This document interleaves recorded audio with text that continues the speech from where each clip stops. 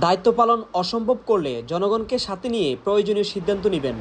অন্তর্বর্তীকালীন সরকার জুলাই অভ্যুত্থানের জনপ্রত্যাশাকে ধারণ করে, কিন্তু সরকারের সক্রিয়তা, সংস্কার উদ্যোগ, বিচার প্রক্রিয়া, সুষ্ঠু নির্বাচন ও স্বাভাবিক কার্যক্রমকে বাধাগ্রস্ত করে এমন কর্মকাণ্ড অতিরিক্ত দায়িত্ব পালন করাকে অসম্ভব করে তুললে সরকার জনগণকে সাথে নিয়ে প্রয়োজনীয় সিদ্ধান্ত গ্রহণ করবেন। অন্তর্বর্তী সরকার উপদেষ্টা পরিষদ থেকে এই বিবৃতিটি দেওয়া হয়েছে।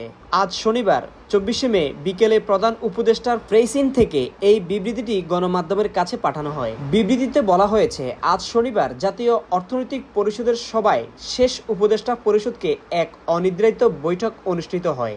বৈঠকে অন্তর্বর্তীকালীন সরকার উপর অতিরিক্ত 3টি প্রধান দায়িত্ব, নির্বাচন, সংস্কার ও বিচার বিষয়টি বিস্তারিত আলোচনা হয়েছে। প্রধান উপদেষ্টা প্রফেসর মোহাম্মদ ইউনূসের সভাপতিত্বে রাজধানীর শেরেবাংলা পরিকল্পনা কমিশনে এই বৈঠক অনুষ্ঠিত হয়। এইসব দায়িত্ব পালনে বিভিন্ন সময়ে নানা ধরনের অযৌক্তিক দাবি দেওয়া, উদ্দেশ্য প্রণোদিত এবং ইখতিয়ার বহির্ভূত বক্তব্য এবং কর্মসূচি দিয়ে যেভাবে স্বাভাবিক কাজে পরিবেশ বাধাগ্রস্ত করে তোলা হচ্ছে এবং জনমনের সংশয় ও সন্দেহ সৃষ্টি করা হয়েছে তা নিয়ে বিস্তারিত আলোচনা করা হয়েছে।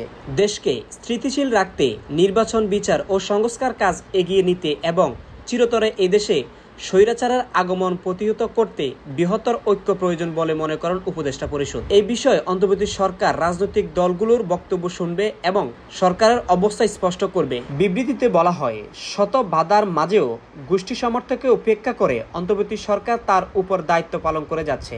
যদি পরাজিত শক্তি, ইন্দ্রন এবং বিদেশি ষড়যন্ত্র অংশ হিসাবে সরকারের উপর আরোপিত দায়িত্ব পালনকে অসম্ভব করে তোলা হয়, তবে সরকার সকল কারণ জনসম্মুখে উত্থাপন করে পরবর্তী সিদ্ধান্ত গ্রহণ করবেন।